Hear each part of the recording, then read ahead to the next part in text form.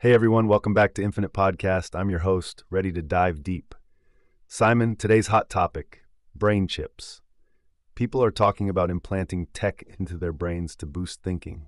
It's wild, right? These aren't just sci-fi fantasies anymore. With every passing day, it's becoming more of a reality.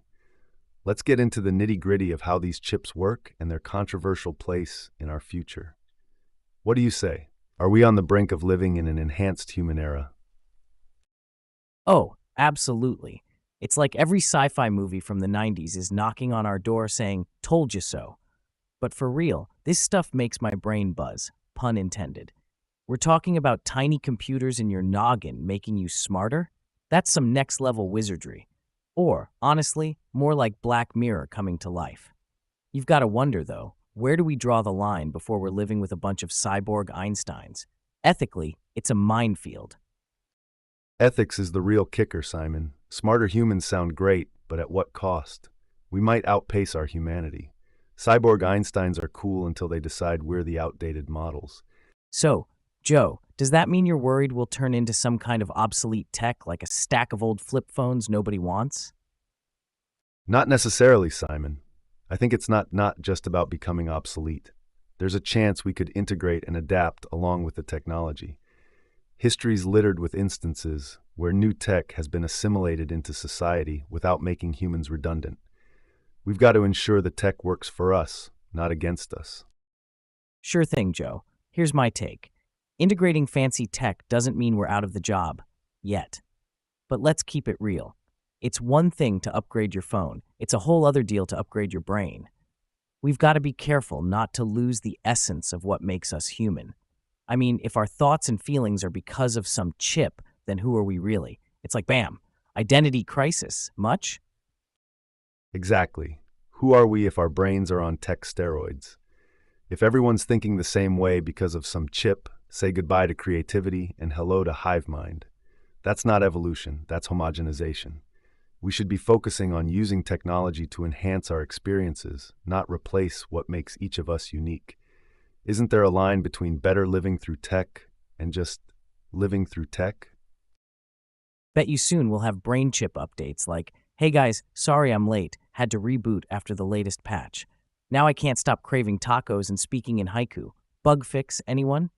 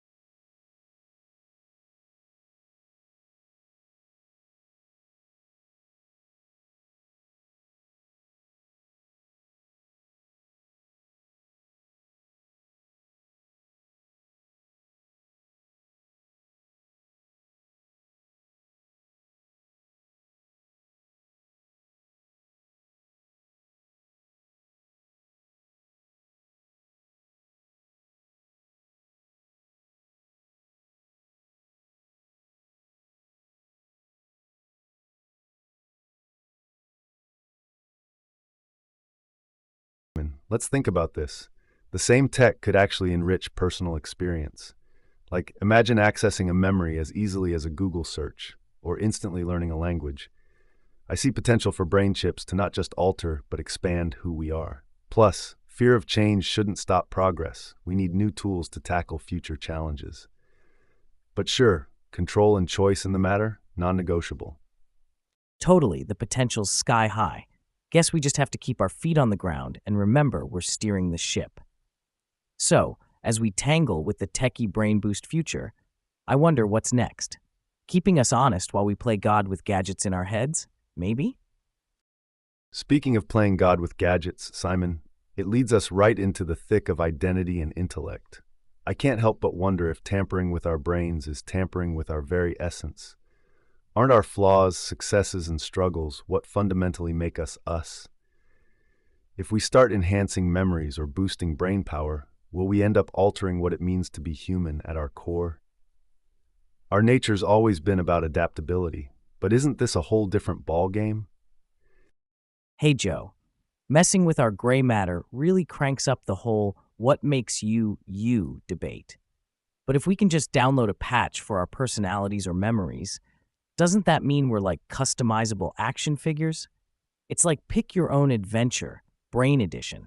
Something doesn't sit right when you can edit your essence like a selfie with a filter. Doesn't that strip away the charm of the grit and grind, the very things that make our stories worth telling? You've hit the nail on the head. If personality and memories can be edited or downloaded, where's the line? The grind and the grit, it's what shapes us.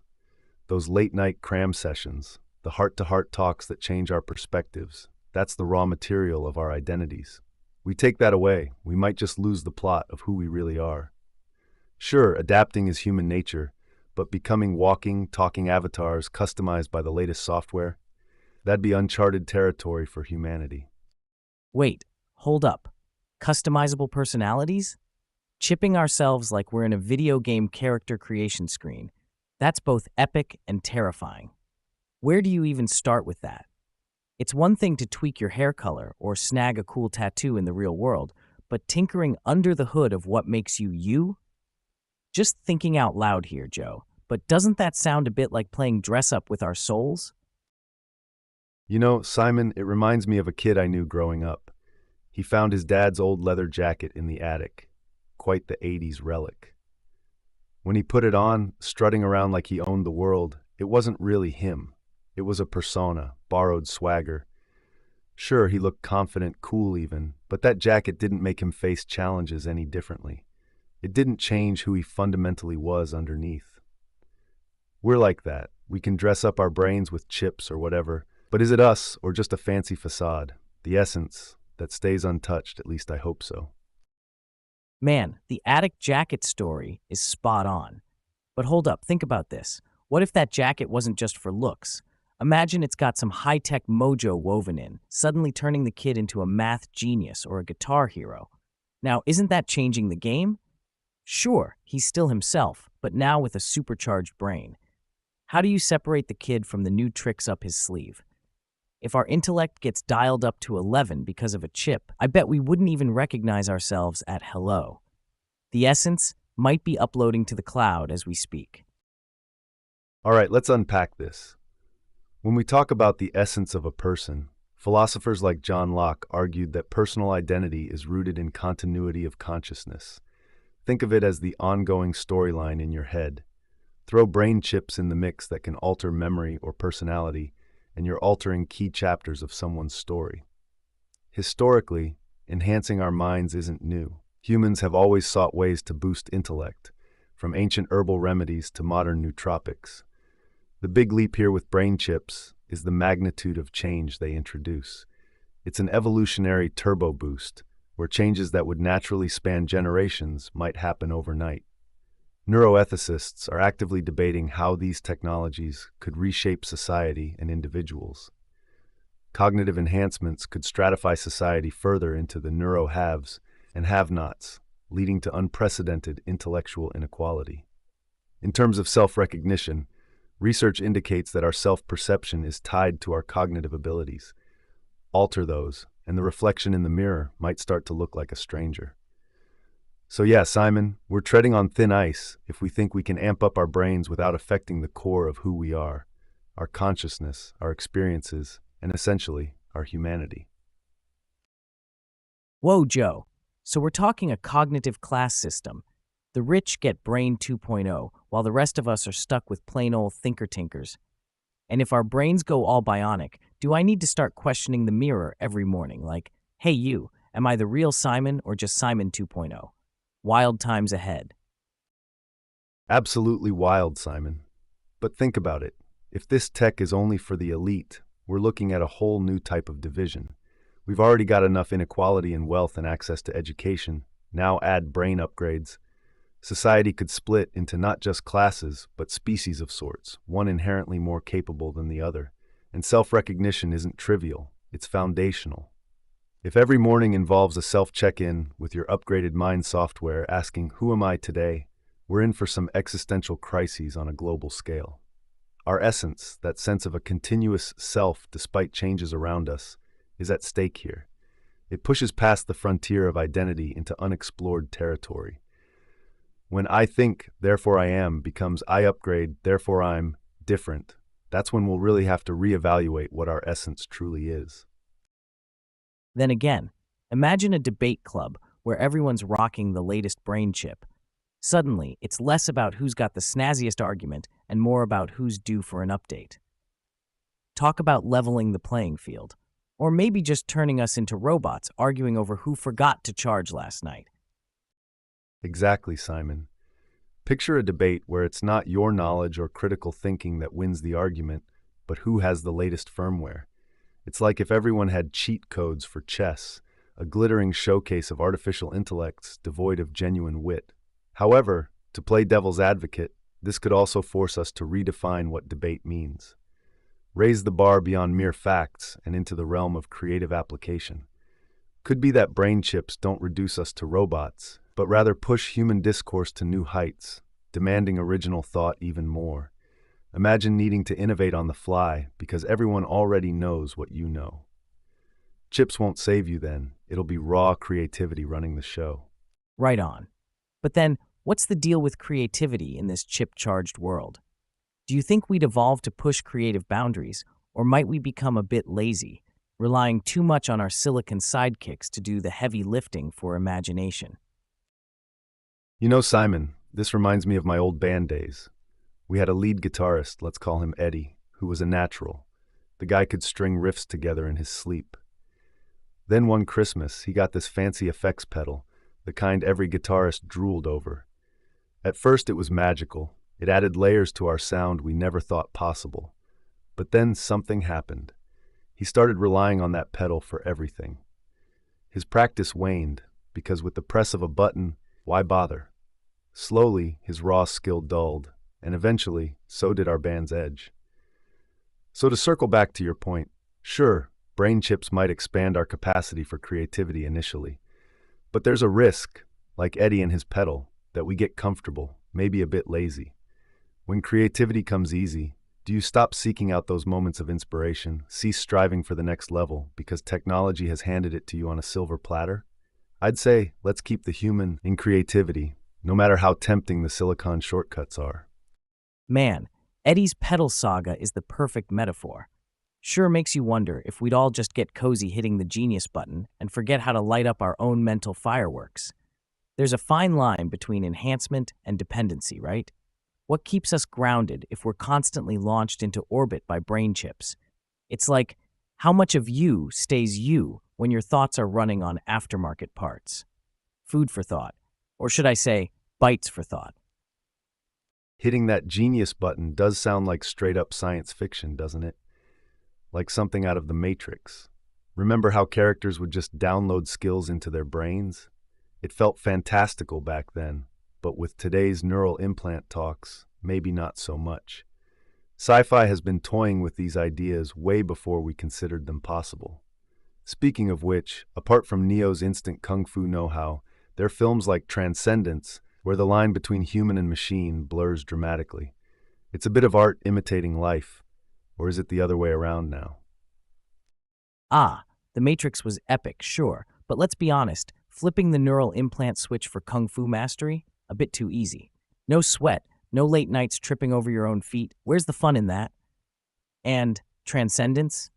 Sure, being a super smart cloud consciousness sounds cool, until you've got hackers on your tail. These flicks make it look all sleek and shiny, but real life comes with bugs and bad Wi-Fi days. Plus, come on, movies have villains with rad neural implants, while we normal folks just deal with spam email brain upgrades, a tad less glamorous. As for books stirring up the pot of ethical dilemmas, now those authors truly get how messy it can get inside our skulls with these gizmos. What are our listeners reading?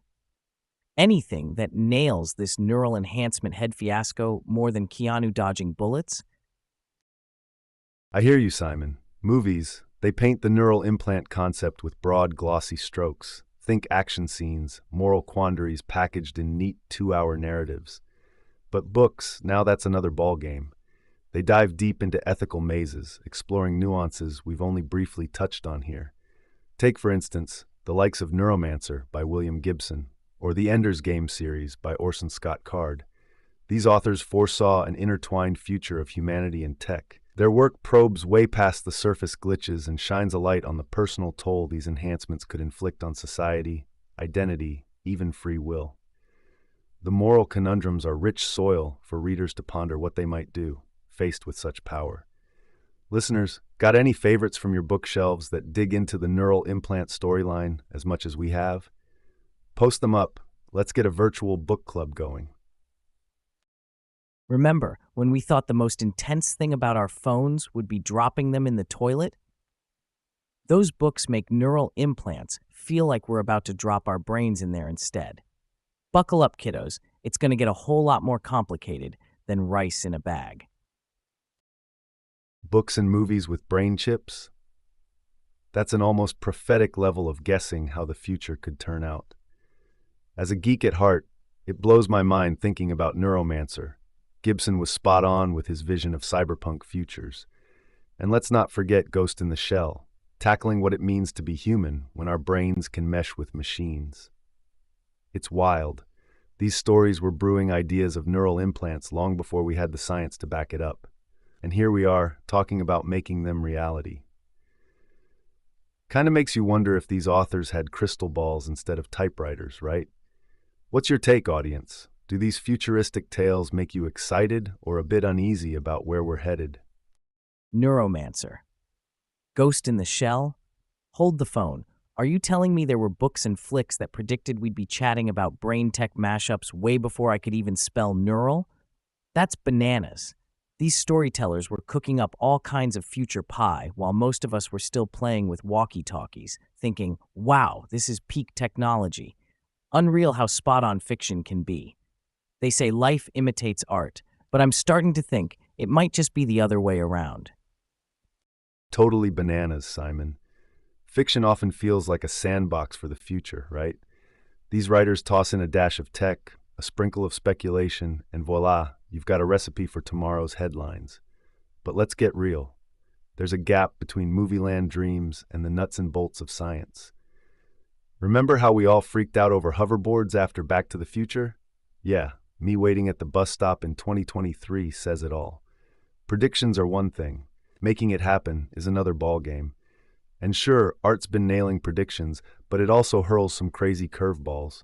Where's my shape-shifting car or moon condo, huh? We latch onto these flashy tech visions without sweating the small stuff, like ethics, practicality, not to mention cost. Makes you wonder, maybe we need stories that ground us a bit more before our heads are stuck in the cloud, literally. What do you think, listeners? Are these tales missing a few bolts and screws when building our expectations? Yeah, Joe, you're onto something there. Hoverboards got us all jazzed up, and here we are, none the floatier. So to everyone tuned in, what tech did you dream of as a kid that still has you checking online stores and sighing wistfully? Man, Simon, it just flashes me back to when I was a kid, clutching my favorite comic book. It had this hero with a gadget for everything. Could chat with dolphins, order pizza telepathically, you name it. And young Joe, convinced that one day he'd have the same setup. So that Christmas, I got this science kit, A bit less high-tech than superhero gear, but I was pumped. Felt like step one on my path to becoming just like that hero. Each day, after school, tinkering with wires and bulbs. Not exactly dolphin talk, but it lit a spark in me. Yet importantly, it grounded my dreams. Made me realize what you could do with real tools, not just fantasy tech. Fast forward to our talk about neural implants, and I've still got that mix of wonder and realism. Sure, my childhood fantasies were sky high, but adulthood showed me the value of rolling up your sleeves and appreciating the tech we can actually make happen. Keeps you dreaming without forgetting to work on what's right in front of you. Hey, fresh listeners, just diving into the sketchy waters of neural hacking. We've been riffing on how brain chips could flip the world upside down. Imagine hackers swiping your thoughts like they snag credit card info. Scary stuff, right? We rolled from sci-fi gizmos to real-life tech drama quicker than you can say reset password. Neural hijackings are no joke when it's not just your phone at risk, but your noggin too. Stick around to hear us chew over how cool advancements shouldn't mean trading brain privacy for convenience. Absolutely, Simon. The thought of someone rifling through my gray matter like an open browser tab definitely ratchets up the stakes. It's one thing to wipe your phone, but what about a brain reboot? Makes you reevaluate those convenience perks. The sci-fi world gave us a heads up there. Neural implants always did come with shady hackers in tow. Cue the action-packed escapades and shadowy villains from our favorite books and films. But when art's cautionary tales become real concerns, it begs the question, how much of their crystal ball gazing can we actually prep for? Listeners, mind if I pick your brains on that one? What's your read on fiction's track record predicting our neural-chipped future? Yeah, imagine walking down the street, minding your own business, and boom, some hackers taking a joyride through your noggin. Forget identity theft. This is personality heist. That's a spine chiller, Simon. Could you even sleep at night knowing your thoughts might not stay yours? Makes losing your wallet seem like child's play. But hey, what steps do you reckon we'd have to take to safeguard our minds against these cyber joyriders? Joe, you'd probably need a cybersecurity squad strapped to your cerebrum. Ain't no regular alarm system gonna cover this. We'll need firewalls for our synapses or something. How's that for brain power? Absolutely, a cerebral security detail sounds about right. With neural implants becoming more than a sci-fi scenario, the stakes are sky high. Traditional cybersecurity methods won't cut it. We're talking about protecting human consciousness, not just data. The facts are these. Neural interfaces use sophisticated encryption, but as with all tech, they're not foolproof. Every system has vulnerabilities, and neural tech is no exception. There have been proofs of concept showing that, theoretically, brain-computer interfaces could be hacked, manipulating both software and potentially influencing the user's decisions. Plus, it's not just about hacking to steal thoughts. Imagine the market for implanted memories or experiences. It'd be like a black market for mental content. To prevent this, we need robust multi-factor authentication straight out of those same sci-fi books, and maybe biometric locks keyed to our unique neurological patterns. And let's not forget ongoing research, from developing unhackable quantum encryption to studying brainwave patterns for anomalies that signal a breach. It's an arms race between tech advancements and those looking to exploit them. So, while we batten down the hatches on our neurons, what's your backup plan for keeping your headspace hacker-free? Crafty hackers probably party at the thought of brain chip backdoors. Might as well send out invites. But for real, tapping into people's heads can't be just another day at the office. My plan? Old school. Keep personal stuff analog. You know, like how our grandfolks did with photo albums instead of cloud galleries. Let's see them hack my handwritten diary. Good luck deciphering that scribble. Fair point, Simon. Going old school, pen and paper, is one solid line of defense. It's tough to hack what's not connected. Yet think of the implications for those who rely on implants for health reasons or enhanced abilities. No choice there but digital. We've got to insist on rigorous security standards, continuous updates, ironclad encryption, and maybe even dedicated neurosecurity personnel monitoring for breaches 24/7. Almost like an antivirus running in the background of your mind. Plus, Real-time neural activity logs could help spot unauthorized visitors. In essence, you'd want a neural network as secure as Fort Knox. Bottom line, the tech isn't bulletproof yet, so while we wait, keeping it retro works. Listeners, any quirky techniques you're employing to keep your thoughts under wraps while the cyber gates are still being fortified? Well, potential brain breach? I'd say think happy thoughts, but that might just be what they're after. Yeah, those happy thoughts could be prime real estate in a neural heist situation. But joking aside, how do you feel about balancing the incredible benefits of neurotech with these privacy risks? Where should we draw the line between innovation and security? Innovation's great, until it feels like you're in a sci-fi horror show. Security's gotta come first, or else what's the point? I'd rather not upgrade my brain if there's a chance some cyber thief will download my knack for burning toast and forgetfulness for birthdays. Couldn't agree more. What's the use of being a cyborg if it means losing peace of mind? Literally. You have to weigh the awesome against the awful.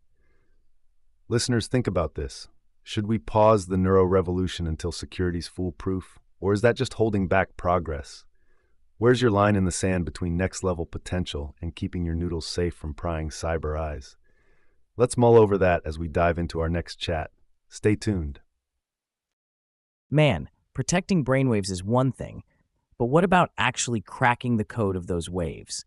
Like, we're on the brink of reading thoughts like a book. Makes you wonder, right? Yeah, that's wild to think about.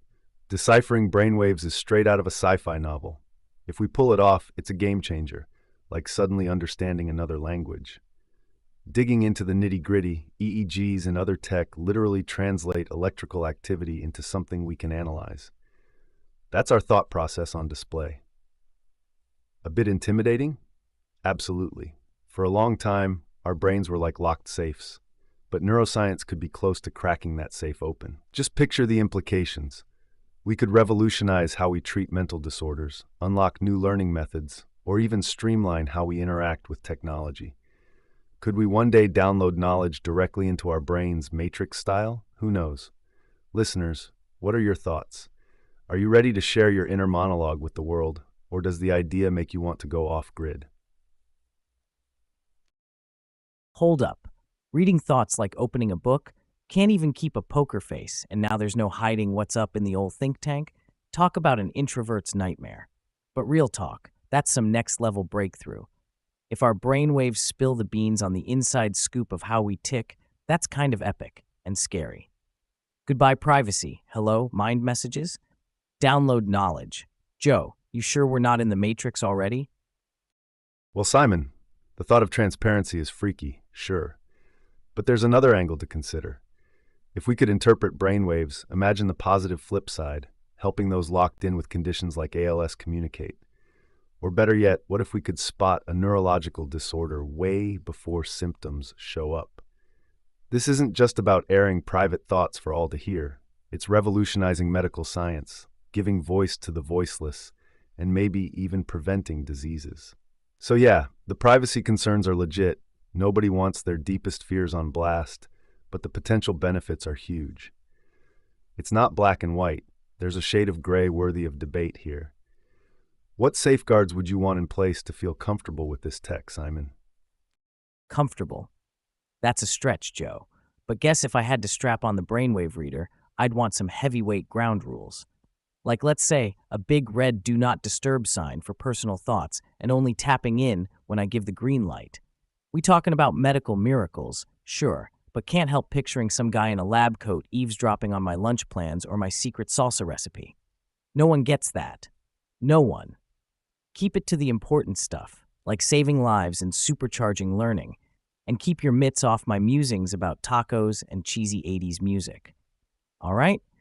I hear you loud and clear on the privacy front, Simon.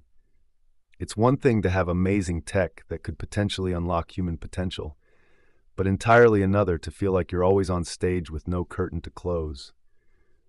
A big red do not disturb sign for the mind is a must. You've hit the nail on the head with the need for ironclad boundaries so that our innermost thoughts aren't up for grabs. We'd want this technology to be a tool, not a trespasser.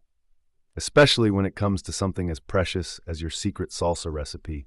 If that got out, well, that'd truly be a party foul of epic proportions.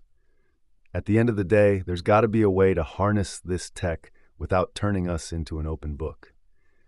But let me toss this back to our listeners. Are you ready to set some ground rules for digging into the treasure trove of the human mind? And what are your non-negotiables to keep those mental mishaps and karaoke night memories under wraps? Joe, I'm picturing some neural eavesdropper getting an earful of me belting out tunes in the shower. Sheer horror.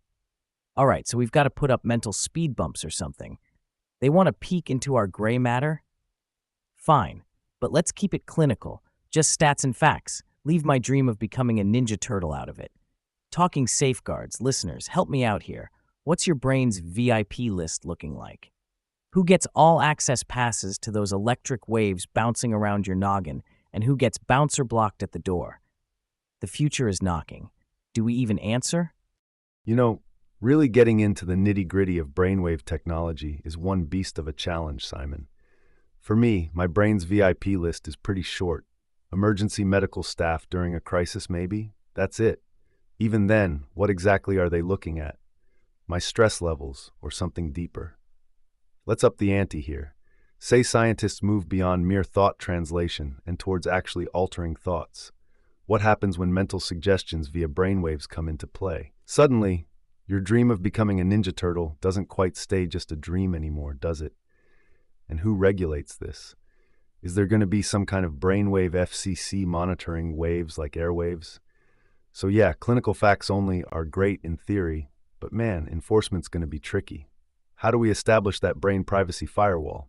Listeners must have some gold ideas on how to keep those clandestine midnight snack cravings private while still reaping the benefits of saving lives. Makes you wonder if a brainwave FCC would have us all thinking in commercial breaks. Now that's a plot twist. Speaking of plot twists, reminds me of a time when I got hooked on those detective shows. You know, where they always catch the culprit red-handed. So last year, I decided to dabble in some amateur sleuthing myself. I noticed cookies kept disappearing from the jar, and I had my suspects, my two nephews, crafty little agents of chaos. Decided to set up a sting operation of sorts with a nanny cam. Turned into quite the drama. When I finally caught them on film, faces smeared with chocolate, true cookie bandits, they just looked into the camera and said they were preparing surprises for their dear old Uncle Joe. The lesson?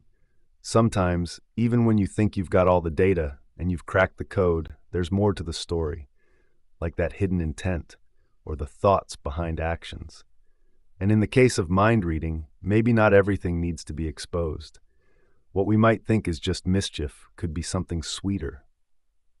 Literally, the depth and privacy of our motivations, dreams, that sacred territory, even more so than my cookie jar.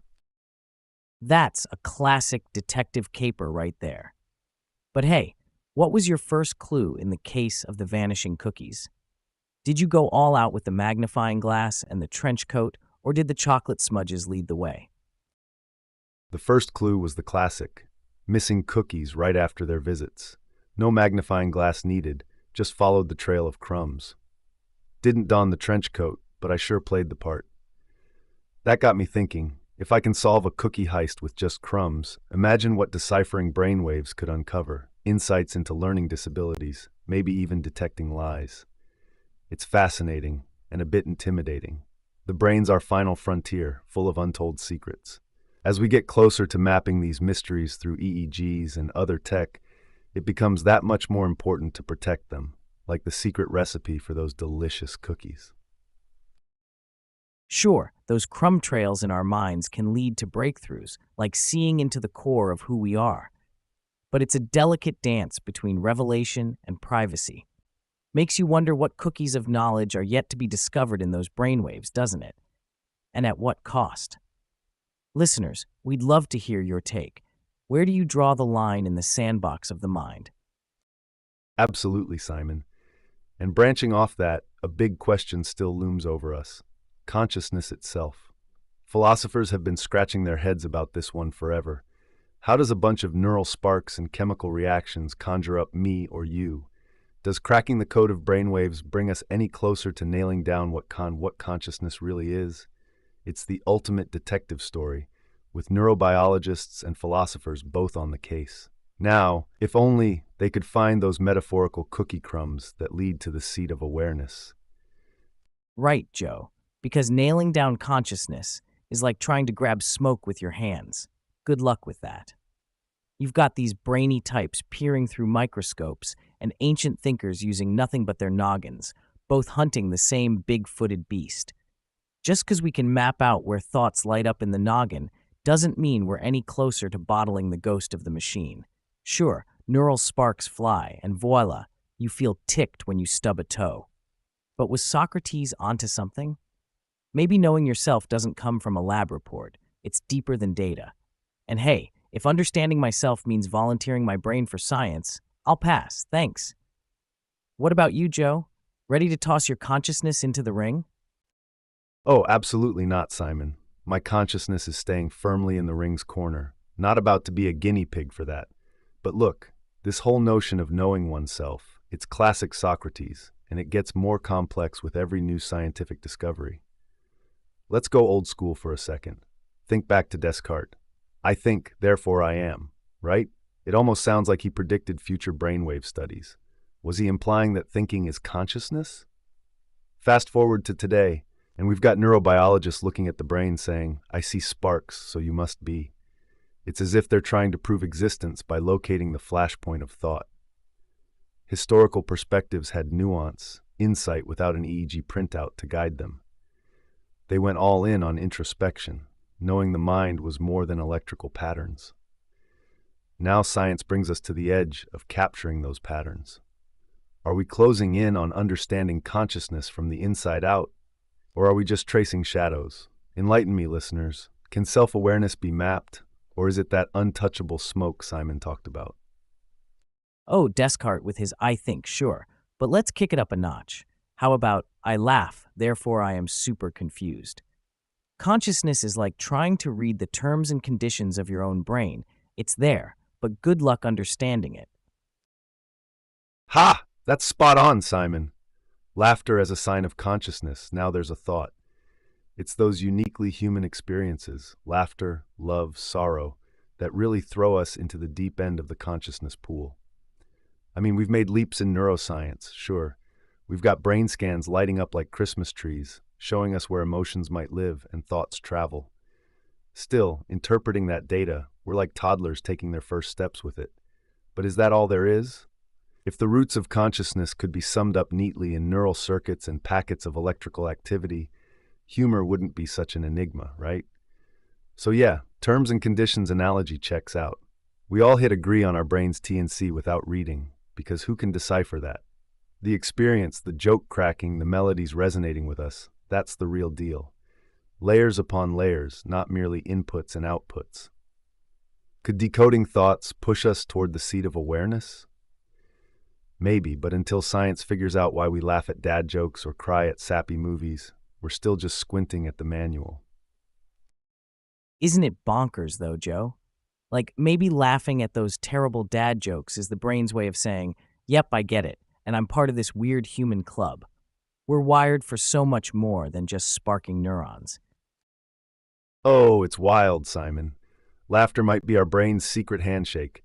But here's the kicker. Even if we unravel that neural tapestry stitch by stitch, would we truly grasp consciousness? Think about it.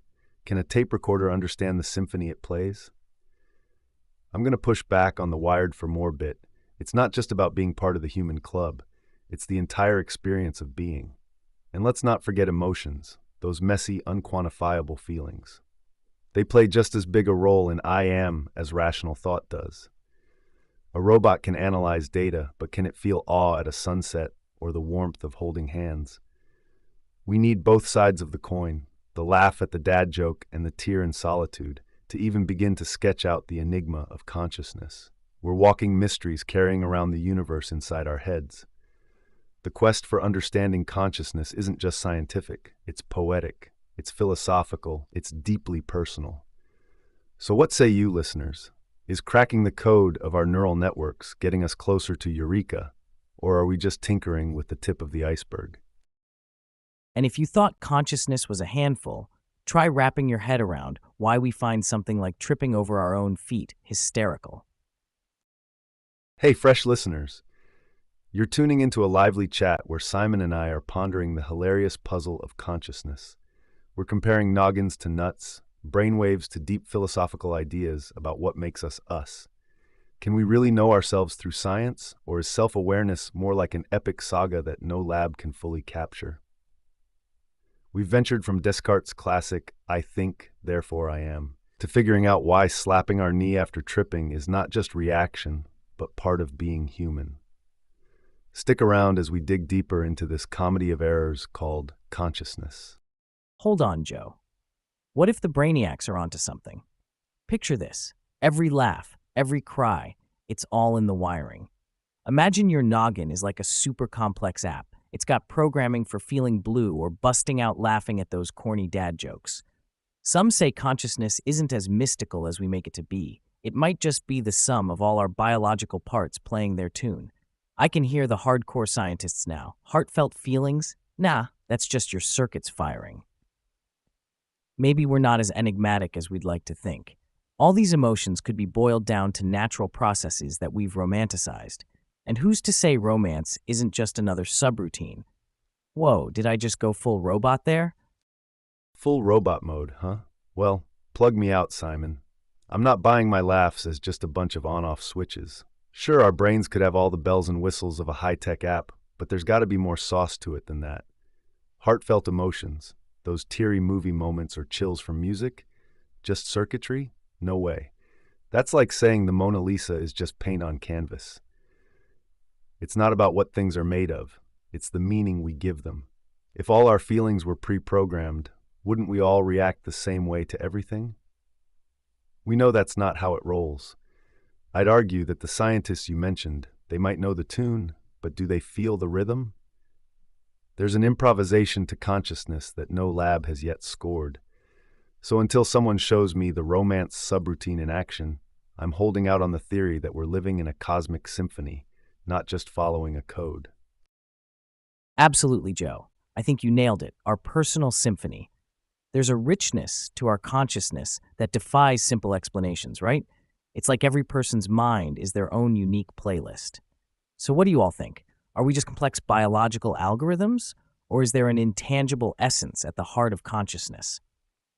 Let's keep this tune going. Talking about the symphony of the human mind, Simon, it's a perfect segue into some of the misfires in the world of mind tech. Just like any new tool, trying to tinker with the brain has led to some pretty comical hiccups. Take brain-computer interfaces. AI meets the old noggin.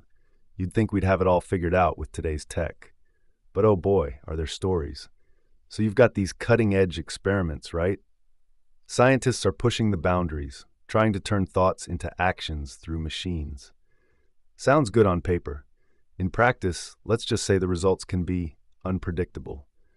You might end up pouring coffee with your mind-controlled robotic arm when you actually wanted a glass of water. And if we look at how movies and books imagine this stuff, take a classic hacker breaking into someone's brainwaves, it rarely goes smoothly. Why? Human error. It's what makes us relatable, what turns a high-stakes drama into a slapstick comedy. Listeners, ever heard of a neural experiment that sounded like it was straight out of a sci-fi blooper reel?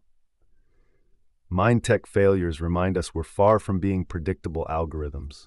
Plus, they give us permission to laugh at our own complexities. Share your thoughts while we dive into the lighter side of brain-computer interfaces. Could you imagine setting out to write a humbling email and your brain-computer interface drafts a love letter instead? Tech mishaps might just be the universe's way of keeping our egos in check.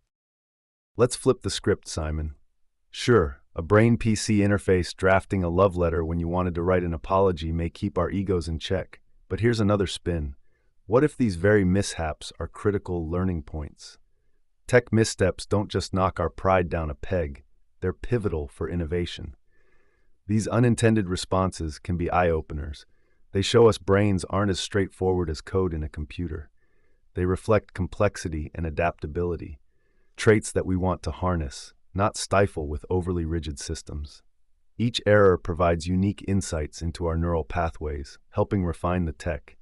It's like teaching kids to ride bikes. We expect wobbles, falls, and maybe them biking straight into the hedge. But that's how they and we learn best.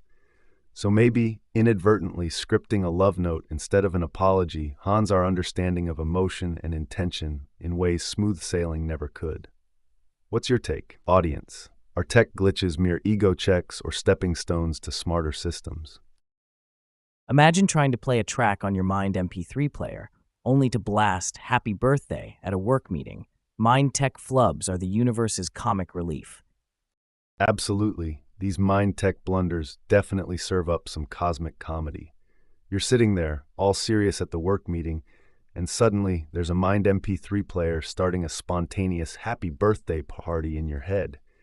It goes to show that even with cutting-edge tech, we're still subject to good old human foibles. Maybe the brain decides it's time to celebrate mid-pitch presentation. These flubs aren't just funny. They highlight the quirks of merging human intention with tech precision, or lack thereof. Each of these misfires tells us something. Our thoughts are complex. Our brains aren't wired for straightforward commands like machines, and mixing the two will always bring surprises. In a way, these unexpected outcomes keep technology grounded and relatable. They inject humor into our sometimes too serious march toward progress, reminding us not to take the pursuit of high tech too seriously. Because hey, who doesn't need an impromptu birthday celebration now and then? Listeners, ever had a tech fiasco turn into an unintentional laugh? Share those stories while we chew on the hilarity of mind tech miscues. So Joe, spinning off that wild happy birthday scenario, have you ever had your own tech trickery where things didn't go quite as planned? Oh, Simon, have I ever? So there's this time I was giving a big presentation, really important stuff. Picture this. I'm armed to the teeth with all these smart home gadgets. Wanted to look like the man of the future, you know? Had my whole speech set up on voice commands for demonstrating the seamless integration of tech in everyday life. Midway through, as I'm confidently voicing commands, my phone misinterprets me talking about leading lights as reading lights. Suddenly, all the lights dim, smart blinds close, total movie night mode. There I am, standing in near darkness, audience waiting for some wise insight, and instead, it's like we're prepped for a scary movie marathon. I had planned this climax for the talk, culminating with the grand finale of setting the perfect ambiance. Of course, only when I actually wanted to. Instead, everyone got a good chuckle as I scrambled to bring up the lights again. In the end, the inadvertent mishap broke the ice better than anything I could have plotted. So yeah, that day taught me two things. Presence of mind is king, but also, no matter how smart our tech gets, it has a funny way of bringing us back down to earth. Keeps you humble, keeps you laughing, at least after you're done blushing. You definitely lived the dream of every sci-fi fan, accidentally stumbling into an episode of The Twilight Zone during a work presentation. Right? Stepping into an unexpected Twilight Zone does make for a good laugh. But you know, this brush with tech trickery does open up a can of worms about privacy and all the serious stuff that comes with technology, like encryption. Think about it, if our thoughts or even just our preferences are becoming accessible through tech, what's stopping a mental hack? It's not sci-fi anymore. It's tomorrow's headline. Your brain may be subject to data breach. What's at stake is the future of mental privacy. And when it comes to families, especially kids growing up in this hackable world, we've got some real head-scratchers coming. How do parents even begin to safeguard their child's inner world? Imagine the chaos in a household where misinterpreted neural data leads to misunderstands. The system thought what? No, kid, I didn't think your school play was boring. It could make for some hilarious dinner conversations or some really tense ones. In a time where oversharing is the norm, the idea of cognitive boundaries seems almost quaint, doesn't it? Yet it's crucial. We need a cultural shift to navigate openness and keep our inner sanctum, well, ours. It's about balancing transparency with a fortress around the mind garden, so to speak. What's your stance on all of this, Simon? Hey, new listeners, jump on in. We're just chewing the fat over this wild notion of ethical encryption for your thoughts. Yep, like a secret diary no one can break into. because we're talking about protecting our personal headspace from being hacked. Wild, right? So, picture families in a future where kiddos' musings are up for grabs without some serious thought shields. We're all about sharing in today's world, but when it comes to the stuff inside our brains, should there be limits? Basically, we're gabbing about how to keep those secret recipes truly secret in an oversharing age. Stick with us as we untangle this mental spaghetti. Absolutely wild to think about. I mean, if we're protecting our credit card info like it's Fort Knox, shouldn't the same go for our personal psychological profiles? The thought of a family brain breach because someone forgot their mental firewall sounds like an episode from a futuristic sitcom.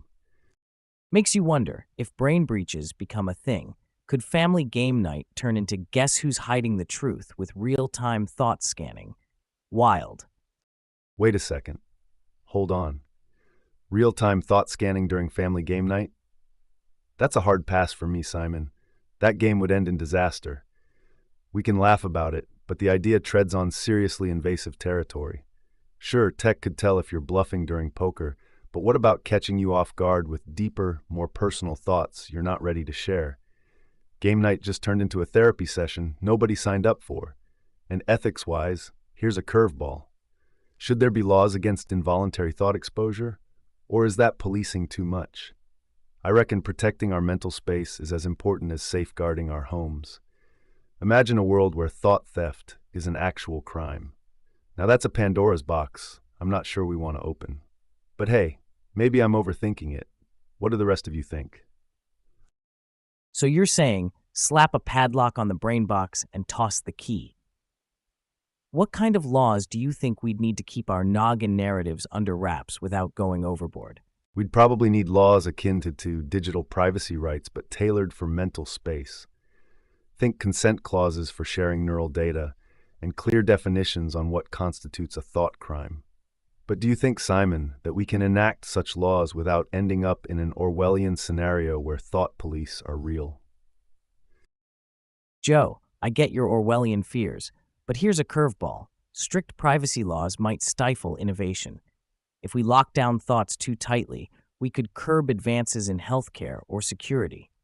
The deal is, sharing neural data could be crucial for breakthroughs in treating mental health conditions.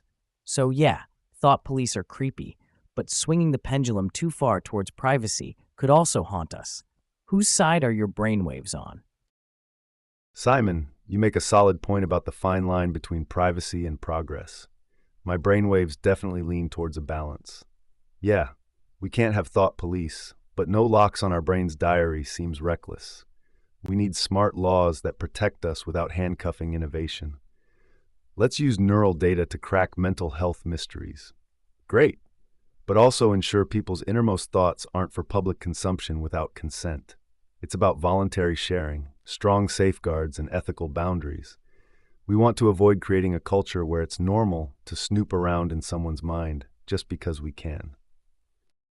Well, striking that Goldilocks zone of not too lax, not too strict about neural data is a tough cookie we're still trying to bake just right. It's one heck of a think-centric casserole we got simmering. Let's leave this pot on the stove and see what our listeners have to stew on about it. What are your hot takes, folks? Speaking of mental privacy, it naturally leads us down another fascinating rabbit hole, the burgeoning field of memory economics. Imagine this. If our thoughts have value in terms of privacy, what about our memories as commodities? With tech like neural interfaces combined with secure blockchain transactions, we're starting to see a market for cognitive experiences. Some memories could be priceless, your first love, the birth of a child, that epic win at a sports event. But Simon, should we really start slapping price tags on our personal highlight reels? Where's the line between private treasure and public asset here? Selling memories? Whoa. Hold up. People are swapping their first kiss like baseball cards now? That's the kind of thing you'd expect to only see in sci-fi flicks, not down at your local memory market. The birth of a child on aisle 3, first love by checkout. Is nothing sacred? I mean, okay, some tech genius figured out how to tap into our brainwaves and gather up our precious moments, then shove them through blockchain. For what? A few bucks? What's next? A clearance sale on that time you skinned your knee in second grade? Some memories should stick with us, not get hawked on the digital street corner. Sure, it's cool to think about sharing epic life wins, but aren't there lines we shouldn't cross? There must be a do not sell sticker we can slap on the truly personal stuff. But again, maybe I'm just an old-fashioned guy in a too-fast future. What say you, fair listeners? Are your treasured moments up for grabs or locked in the vault? Well, if memories are going on sale, let's hope they come with a return policy. Can you imagine demanding a refund for a forgettable memory or trading up for someone else's more interesting life snippet? Now that's one bizarre bazaar. A return policy. Now, that would be something. But let's pump the brakes for a sec. Buying and returning memories like their last season's jeans? That's bonkers. Who sets the value on these slices of life? Is my memory of winning the third grade spelling bee a clearance item, or is it premium content because I nailed anti-disestablishmentarianism? Seriously, though, imagine thinking your walk down memory lane was top-tier goods only to find out it's in the bargain bin. Ouch. Talk about ego check. Plus, does anyone want a marketplace where the special moments you lived through somehow belong to someone else? Sure, it sounds cool until someone starts collecting memories like trading cards. Personal experiences could become just another thing to hoard. Let me ask you, what price would you put on your most cherished memory? Would you ever sell it? And if not, why should anyone else? You know, this takes me back to a garage sale I held years ago. Among the usual knickknacks and old books, I put out an old jacket that had lost its shine for me.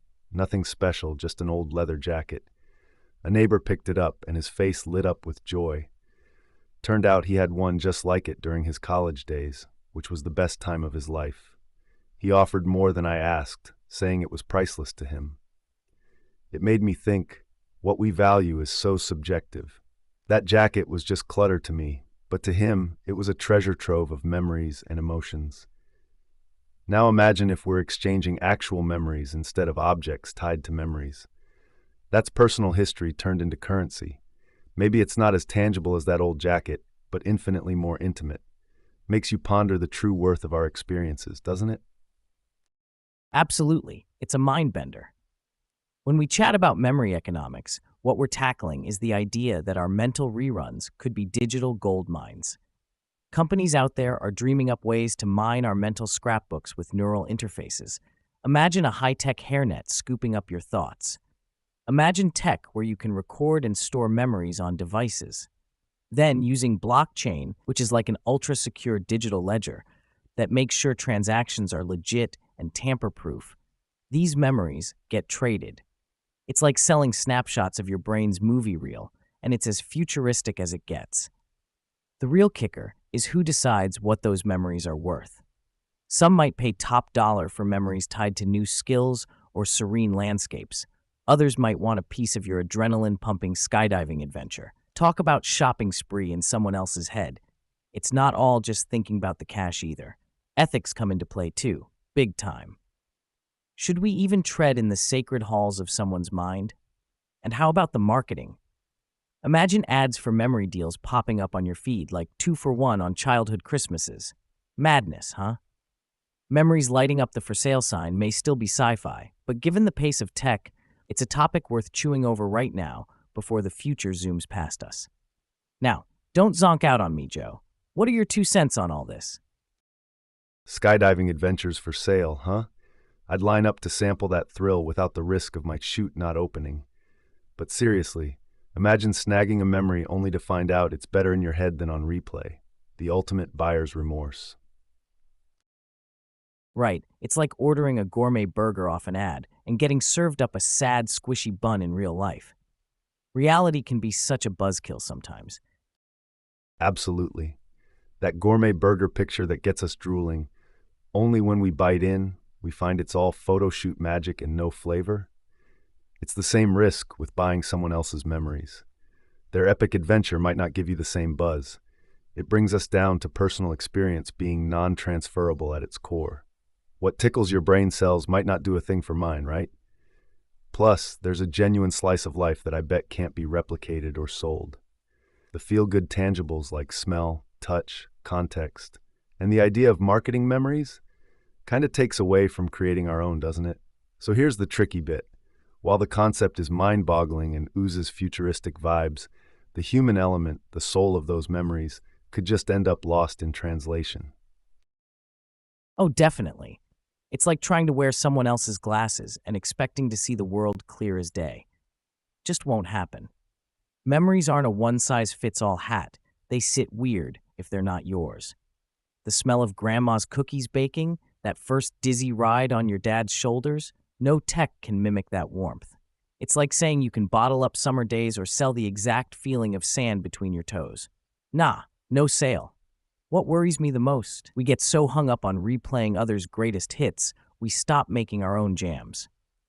There's something off about living life through someone else's eyes. That human element isn't just icing, it's the whole cake. Without it, what are we trading? Hollow echoes. So listeners, what do you think?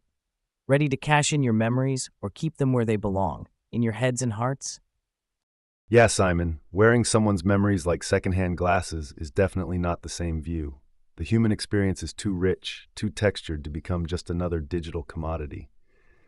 But for all our skepticism, this memory market talk does raise questions about what the future holds. I say keep making those personal hits, folks. Keep living life in high def, 4D, with all senses on board. As for trading memories, maybe let's hit pause and consider what that would really mean for our pasts, our futures, and those sacred moments that make us who we are. Who knows what the implications could be? This conversation isn't over. It feels like it's just booting up. What chapters would you add to this memory economics text? Monopoly on memories? That's like letting one chef spice up every dish in the world. Bland City, here we come. Exactly, Simon. Picture this. If one entity gets their mitts on a vault of collective memories, they've basically got the cultural steering wheel. Identity, philosophies, the whole social shebang could shift gears without us even realizing we're just passengers. It's like if all radio stations played the same tunes. You'd lose the indie bands, the local flavors. Commercialized memories would be no different. It's all top 40, no room for that underground mixtape vibe that makes culture pop. Such memory monopolies would lack the essence, the diverse beats of individual experiences that give culture its real rhythm. What's next? An echo chamber where every remember when sounds eerily the same? Select list item. Keep it diverse, keep it sincere. That's my take. Sorry, can't do that. But chewing on the notion of memory monopolies warping our cultures got me spun out. Just look at history. The printing press avalanche, radio waves cranking out propaganda, or social media echo chambers molding notions practically overnight. As memories become tradable, who's not to say a big brother of memory won't start pushing their perfect playlist of cultures and traditions? Our own little quirks, those one-off blunders and triumphs, might get drowned out by platinum memory hits, tailor-made by cultural tycoons. When unique threads in our society's tapestry become copy-paste jobs, we risk turning into a monochrome mural. It's kind of like when every corner has the same mega-chain coffee shop. Sooner or later, you forget how a quirky little cafe's brew tastes. Bottom line, clamping down on a monopoly isn't just about competition or market share. It's standing up for the soul and sound of a community. We gotta stay sharp and keep our narratives rich and varied, or we'll all be humming the same old tune. Whoa, Simon, you're hitting the nail on the head there. It makes you think about the idea of a cultural landscape where everything's been homogenized by whoever's controlling the memory streams. Much like when invasive species take over an ecosystem, they can wipe out the indigenous flora and fauna. Diversity just gets choked out. We got to be vigilant because those rich, nuanced pieces of our individual and collective past are what make us interesting. What teaches us lessons. You start messing with that, curating it for particular interests or ideals. Well, we could end up living in a kind of cultural theme park where the rides are fun, but nobody's actually going anywhere. Keep it diverse, keep it strange, man. That's what life's about. Imagine that, living in a cookie-cutter memory metropolis where every alley echoes the same old stories. Nah, give me the bizarre of bizarre tales any day. I'm with you there. Living in a cookie-cutter world would be as dull as dishwater. It's the rich blend, the weird and wonderful. That's the essence of being human. Memory monopolies would just squash that, packing our heads with mass-produced moments until personal stories are just relics. Keep it real and varied, folks. Let's hear the symphony, not just one repetitive note. Mindful monopolies is putting it mildly. It's like letting the fox guard the henhouse. A memory empire gets too big, that's when the cultural remixing starts. And not the good kind with a catchy beat, but like someone playing the same bland song on repeat. And who wants homogenized memories anyway? You try to add variety, spice it up, and bam, you're back to the safe, scrubbed clean, no surprises playlist because Big Memory says it's all the rage. What happened to the days when weird was a badge of honor? Culture's gotta have its odd corners, its unique beats. If you trust one megacorp to curate our cultural archive, you might as well slap a barcode on every thought, pluck out the heart, and call it a day. Those are fighting words for anyone who thrives on life's unpredictable soundtrack.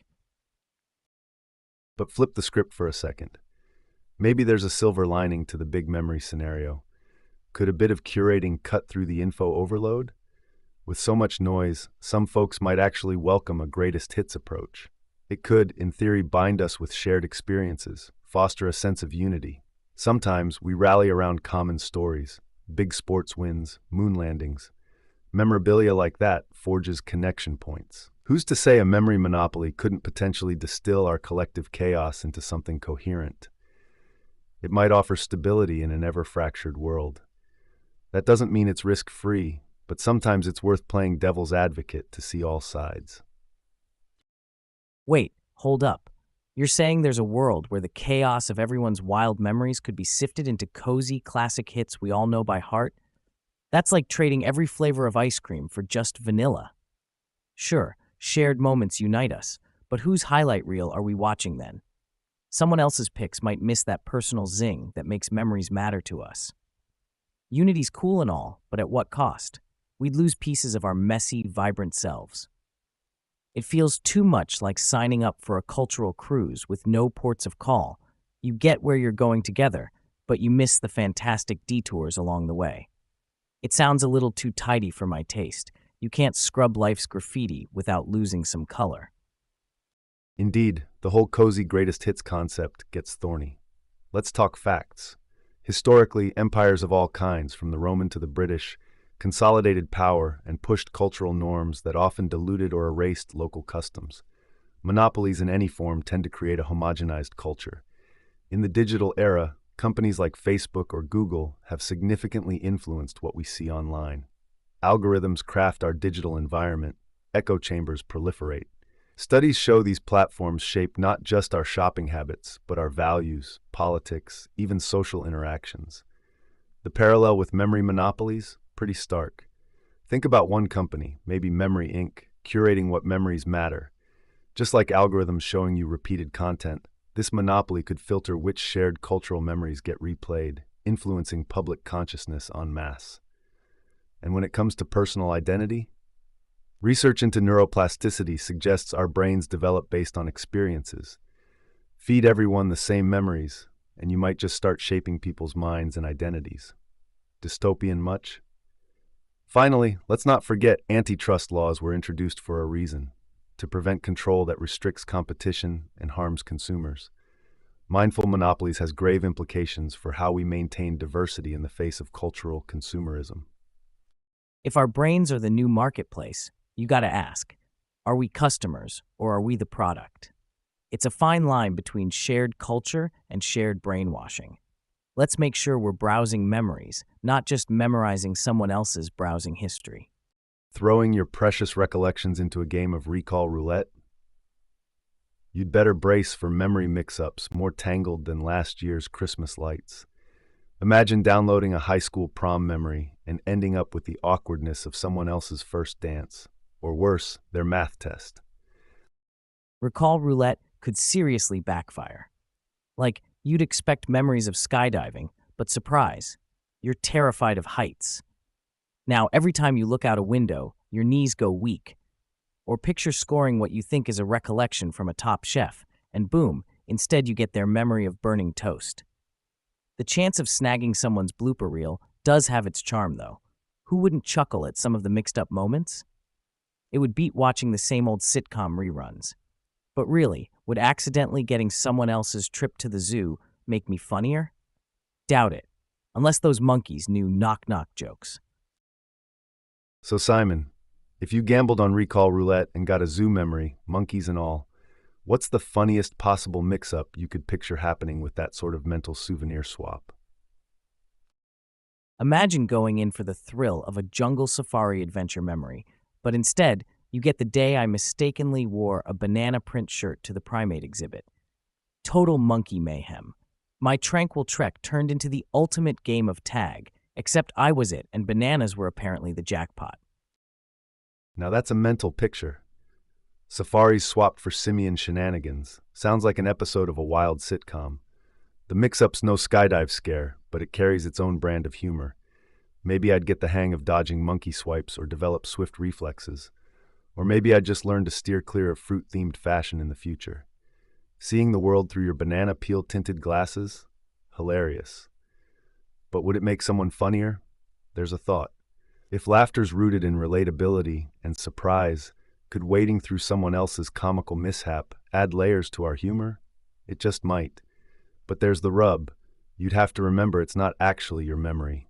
No cheating at parties with borrowed anecdotes. Sorry, folks. Looks like we've reached the end of today's wild ride through Recall Roulette and our buffet of bizarre possibilities. Thanks to every single ear out there for tuning in to the Infinite Podcast. It truly means a world full of diverse, untangled memories to us. Remember, keep wearing all prints with caution, stay clear of monkey business, and before you swap any memory, maybe just make sure it's not fresh from the produce aisle.